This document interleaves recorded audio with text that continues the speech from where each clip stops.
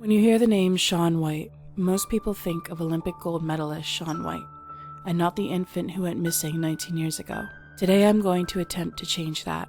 On Sunday, December 9th, 2002, 42-year-old Thurman White, sometimes referred to as Truman White in the media, arrived at the apartment of 34-year-old Tanya Graham located in Wilmington, Delaware. Tanya expected Thurman to have their son, 1-month-old Shaun White, with him.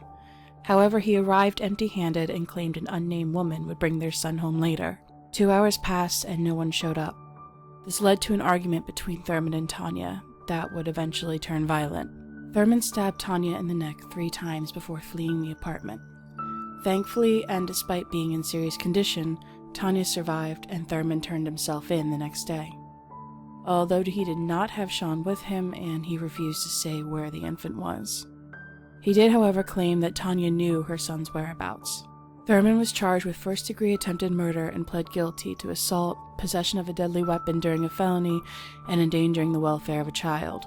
He was sentenced to 12 years in prison and 7 years of probation. Police suspected foul play in Shawn's disappearance. After searching Thurman's home and vehicles, including a boat, and with no other leads as to where to find him, they turned their search to the Cherry Island landfill east of Wilmington on December 18th. 10 days after Shawn went missing. Dozens of police and police academy recruits searched a 250-foot by 250-foot area of the landfill, digging as far down as 10 feet, using backhoes to dig out piles of waste and rakes to sift through them. Ultimately, nothing came of the landfill search, and Shawn has never been seen again. The police seem to believe that Shawn is dead, and while that is a very big possibility, I never saw anything in any of the articles I was able to find, or the missing persons pages that suggested they dug any further into other possibilities. Thurman claimed that a woman would drop Shawn off later the day he went missing. I want to know if the police actually looked into that claim. While it may be a long shot, there is a very small chance that someone could have taken Shawn, and that he very well could be alive today. He just doesn't know his own identity or who his biological mother is. Unfortunately, I don't have much more information to give you on this case. Most articles about Shawn's disappearance have been lost or the archives are behind a paywall.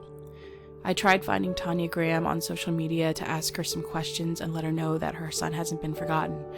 But it's been 19 years and things change. She could have moved or changed her name, so I wasn't able to find her.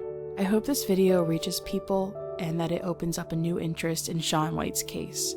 I hope that Thurman sees this and finally has the courage to tell someone what happened to his infant son. It's not fair that his fate has been left up in limbo for 19 years, and that if he is still alive, it's not fair to him that he doesn't know who he is.